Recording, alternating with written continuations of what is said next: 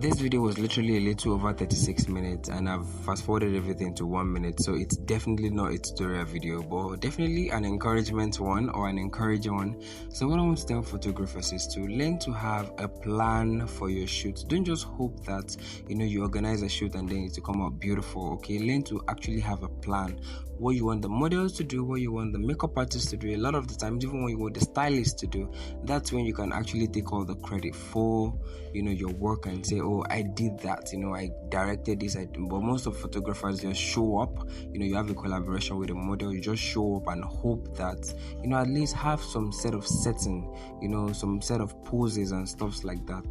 Years of experience and expensive camera can probably save you, because most people just consider this bouquet thing as being creative these days and HD or quality images, which all of us know is not. But if you're just starting out, plan within your gear and your equipment, and that will save you a lot of time.